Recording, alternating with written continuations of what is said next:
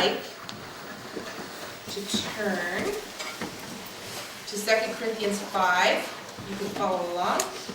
It's 16 through 21, but I'm going to read it to you this morning. So from now on, we regard no one from a worldly point of view. Though we once regarded Christ in this way, we do so no longer. Therefore, if anyone is in Christ, he is a new creation. The old has gone, and the new has come. All this from God, who reconciled us to himself through Christ and gave us the ministry of reconciliation. That God was reconciling the world to himself in Christ, not counting men's sins against them. And he has committed to use the message of reconciliation. We are therefore Christ's ambassadors, as though God were making his appeal through us. We implore you on Christ's behalf, be reconciled to God. God made him who had no sin to be sin for us, so that in him we might become the righteousness of God. And then we're going to go to Luke 15.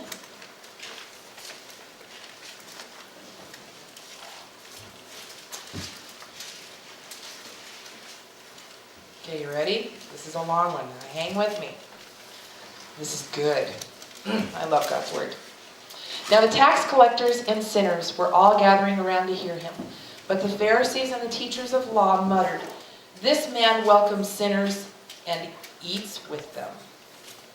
There was a man who had 2 sons. The younger one said to his father, "Father, give me my share of the estate." So he divided his property between them. Not long after that, the younger son got together all he had, set off for a distant country, and there squandered his wealth in wild living. I think we call that partying today. After he had spent everything, there was a severe famine in that whole country, and he began to be in need. So he went and hired himself out to a citizen of that country, who sent him to the fields to feed pigs. He longed to fill his stomach with the pods that the pigs were eating, but no one gave him anything. When he came to his senses, he said, "How many of my father's hired men have food to spare, and here I am starving to death? I will set out and go back to my father and say to him, 'Father, I have sinned against heaven and against you. I am no longer worthy to be called your son. Make me like one of your hired men.' So he got up and went to his father. But while he was still a long way off, his father saw him and was filled with compassion for him. He ran to his son, threw his arms around him, and kissed him. The son said to him, 'Father, I have sinned against heaven and against you. I am no longer worthy to be called your son.'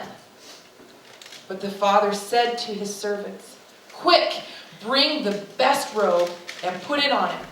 Put a ring on his finger and sandals on his feet.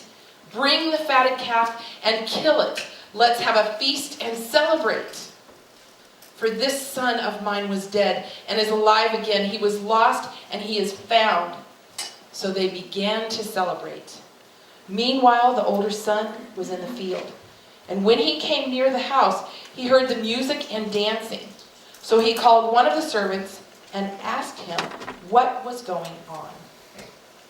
'Your brother has come,' he replied, 'and your father has killed the fattened calf because he has him back safe and sound.' The older brother became angry and refused to go in. So his father went out and pleaded with him. But he answered, 'Father, look, all these years I've been slaving for you and never disobeyed your orders. Yet you never gave me even a young goat so I could celebrate with my friends. But when this son of yours, who has squandered your property with prostitutes, comes home, you kill the fattened calf for him?' 'My son,' the father said, 'you are always with me, and everything I have is yours. But we had to celebrate and be glad because this brother of yours was dead, and he's alive again. He was lost, and he's found.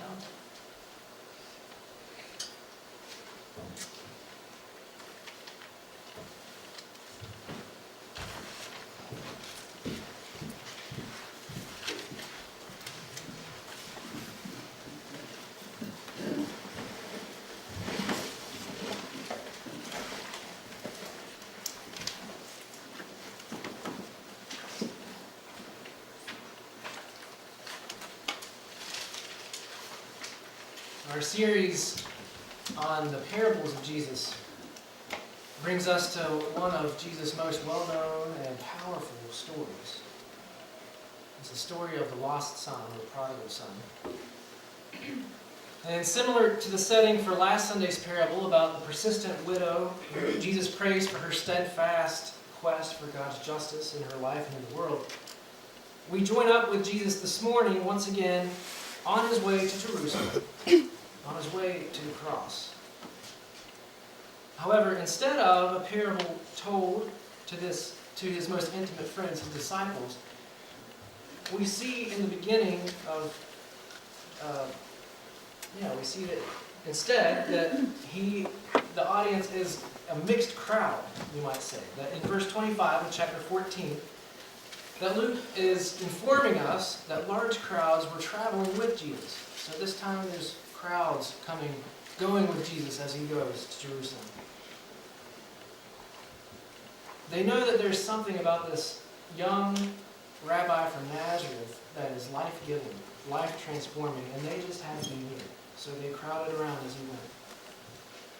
And as Luke tells the story at the beginning of chapter 15, we might try to imagine that Jesus and his disciples decided to take a break.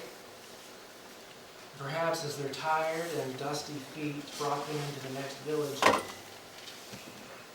that they were led almost by instinct to the cool, refreshing waters of the town well. And maybe as this tired and traveled crowd begins to gather around these cool, refreshing waters, Jesus sees another opportunity to teach them a reality about God that they had never before seen or heard.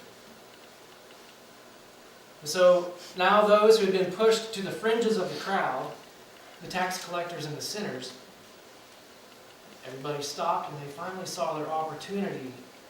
And so they began to make their way to the front of the crowd and gather around Jesus. And they may have been more thirsty than all the others. Now, of course, this doesn't go unnoticed by the religious professionals of the day. The Pharisees and the teachers of the law, they were part of the crowd. And it's not that they were surprised, per se, that these folks had pulled such a stunt, crowding in around Jesus. I mean, if sinners could be expected to do anything, it would be to sin, right? To kind of buck the traditions of what was expected. No, so they weren't surprised with these guys, they were surprised with Jesus. He actually let the sinners and tax collectors come in close. And from the way Luke tells it in verse 2, it sounds like Jesus may have actually accepted an invitation to have dinner with one or maybe a group of them. And it's as if by Jesus not putting them in their proper place within the religious order of the day, he was telling them, your proper place is right here with me. So, among this mixed or diverse crowd of Roman tax collectors and religious teachers, of supposed saints and serious sinners, Jesus begins this story. Now, as we know from just having heard it, it's a story about a fairly well-to-do father who had two sons, the younger of which dishonored and hurt his father in one of the worst ways imaginable. He actually went to his father face to face and asked for his inheritance of his father's estate while dear old dad was still alive. A gesture that would have said to the father and to everyone standing there, it would have said, you're dead to me. I no longer have a father. And so then he took the inheritance. The gracious dad gave it to him. The son took the inheritance and went far off and away and squandered his father's wealth on wild living. Which would have been kind of like pouring salt into his already gaping, gashed, painful wound. So this younger son was a sinner, if there ever was such a thing. Now in 2010, I don't really know if that was a dry year or what was going on that summer, but while many of you were up here enjoying a warm, dry Alaskan summer, I and Trish were in West Virginia, and I was there as a chaplain intern in a hospital.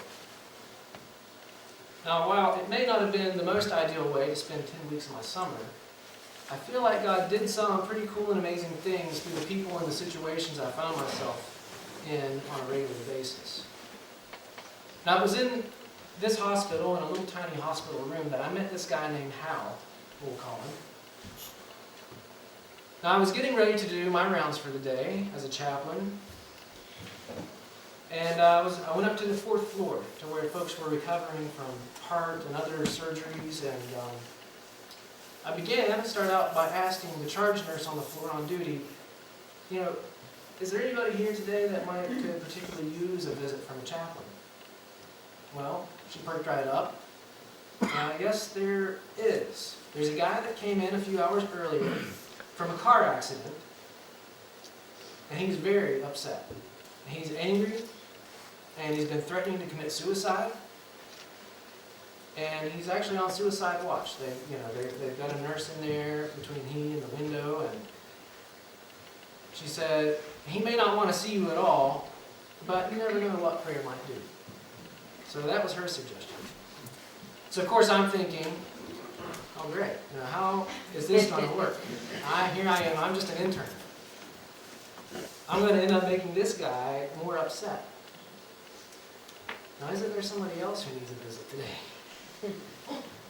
But after some intense prayer and kind of an extensive self-given pep talk, I knocked on this door and I went in to meet Hal. Now he was actually very receptive of me, surprisingly. And in fact, he had quite a bit to talk about. He was probably in his late 30s. And as he laid there in pain from his busted and bruised knees that he suffered from this wreck, he shared with me that he had once been a very successful broker of some sort in Maryland, with a wife and a daughter. And he described a beautiful life that once cocaine and heroin and prostitutes were introduced into, began to quickly spiral into darkness. So at the point he was telling me this story, he had lost his marriage and his daughter right along with it. He had lost his lucrative career. And now, with him wrecking his brother's truck in what turned out to actually be a failed suicide attempt, Hal knew that he was ready to lose the only thing he had left, his relationship with his brother. And so Hal was a sinner, if there ever was one. Now in Jesus' story, the sinful younger brother soon found himself in dire straits after squandering his father's wealth on so many shameful things. And the son's shameful behavior led him to even more shame once the money was gone. He found himself quickly descending the corporate ladder. A famine in the land made basic needs for survival tough to come by and very expensive. And as a consequence of his foolish wastefulness, he suffered. He suffered the shame of working for a Gentile and actually serving these unclean pigs that actually had it better than he did. He suffered hunger to the point of starvation, and he suffered loneliness and isolation because he had turned away from his loving father and family. But as we also see, in the midst of his suffering that resulted from the decisions he made, or the sin, as Lori points out, call it what it is, he was able to see clearly enough to know that he had really messed up. he was able to see clearly enough to realize that life with his father, even as a servant, was incomparably better than the life that he had created for himself, at the expense of his father and his father's honor. His suffering helped him see clearly that he was wrong, and that he needed to turn from the path that he had carved out and made for himself, to get back on the path that took him to his loving and gracious Father.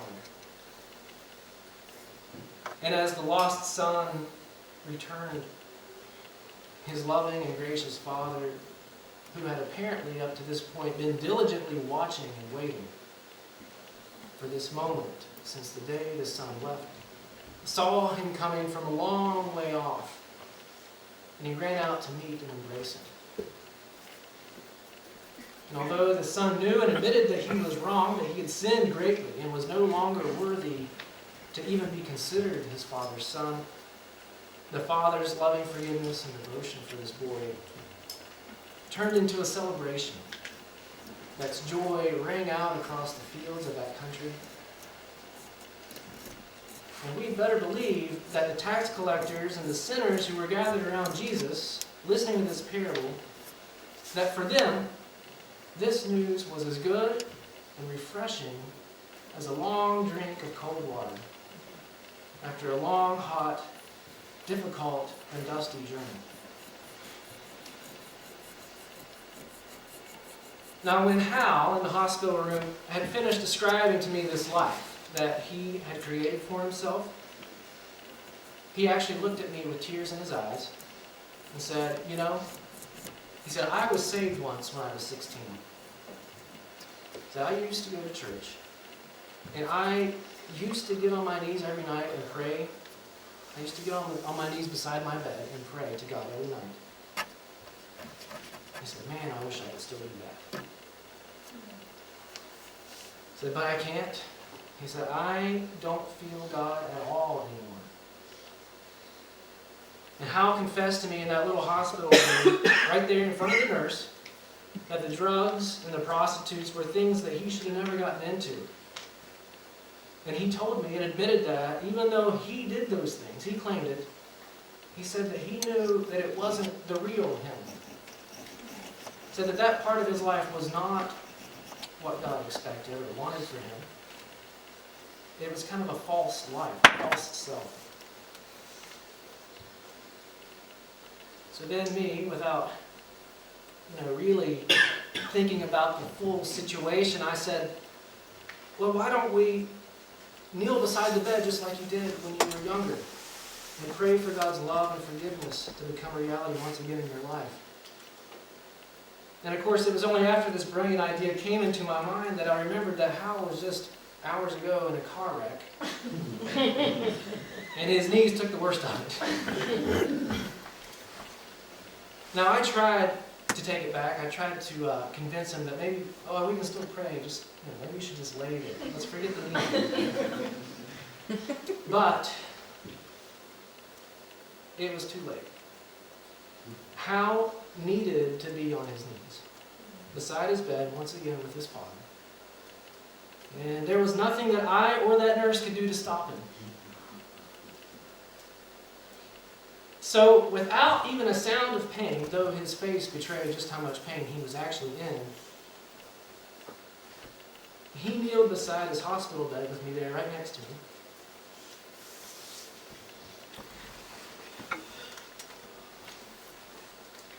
And he received there the loving, forgiving embrace from his father that he thought was forever lost.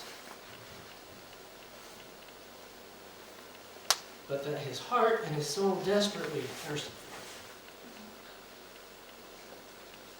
for. Hal received the amazing news of God's incredible, and we might call it insane, love for us, his beloved children. And his relief and his joy were evident on his face as he rose from that prayer. And we can be sure that there was celebration in heaven that rang out across the fields and valleys that day. But Jesus knows that there's more than one way to be lost. And you don't have to be Hal. You don't have to be a tax collector or a sinner to be far from the heart of God. So Jesus' story continues. And as it does, the celebration for the younger son's return is in full swing, when in walks the tried and true, loyal older brother. Now he's been out in the fields, or at least the fields that were left, since the younger brother squandered part of it away, when he discovers that all the celebrating going on is for the return of his selfish, sinful little brother. Now he's livid. He won't even go inside the house. But just as he did with the younger son, your old dad, the father, goes out to be with the older son now. And the older son's reaction is perfectly understandable from a human point of view. Why such a huge celebration? Why this kind of reception? I mean, I actually stuck around and slaved for you, and I haven't even gotten just a little party. And then catch what the older brother says next. But when this son of yours, who has squandered your property with prostitutes, comes home, you killed a fattened calf. Did you catch that? The part, this son of yours? Not when this brother of mine comes home. It's this son of yours. In his anger in this situation, the older brother severed his relationship, at least in his mind, with his little brother. And instead of being able to celebrate with his father and the rest of the family, the older brother is found to be far from the loving, compassionate, forgiving heart of his father. And it's in that moment that we realize that he is just as lost and far away from the father as that younger brother ever was. And Jesus simply ends the story with the father inviting the older son to join the celebration for the safe return and the resurrection from the dead of this once lost and dead brother. But Jesus kind of leaves us hanging. We never find out what the older brother decided to do. So we're kind of left to ask, what did that older brother do? Did he go in? Did he stay outside? So for the Pharisees and the religious teachers of the law, who had lived by the rules and faithfully carried out their religious duties, Jesus is now calling them to allow their hearts to be changed, to become like the heart of the Father, and to allow room for those people to become my brothers, my sisters. Now we don't hear that what their response was. Kind of like the older son. We don't know what their response was to this parable. And so we are also left to ask about them. What will the Pharisees and teachers of religious law do? Now, in this hospital room, as my visit with Hal was wrapping up, of course, Hal, the nurse, and I were all rejoicing that Hal had begun to find the spiritual healing and forgiveness from God that he desperately needed. But as our conversation was winding down, I kind of reminded Hal that he had actually deeply wronged his brother by purposefully wrecking his uninsured truck. And I counseled him to apologize and to try to make things right with his brother, who we found out later, who had come into the hospital and was just in the waiting room down the hall. He was there. But Hal indicated that he felt too ashamed to even face his brother. But even so, he agreed that what he needed to do, that is what he needed to do. He needed to apologize. He needed to make things right. And he indicated that he would do this if his brother would even talk to him at this point. And so I prayed God's blessing over him, and I left the room that day. And of course, I went back the next day just to check and see if he was there, see how that conversation went. But when I went back, there was somebody else in that room. Hal had checked out. And so I find myself still asking the question, what did Hal's brother do?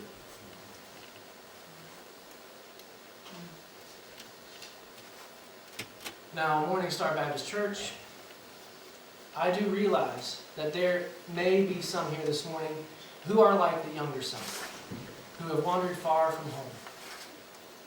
And maybe this is the first time that you've ever heard the good news that God longs for you to turn from your rebellious ways and enter into a relationship with Him. Or maybe similar to Hal, perhaps you began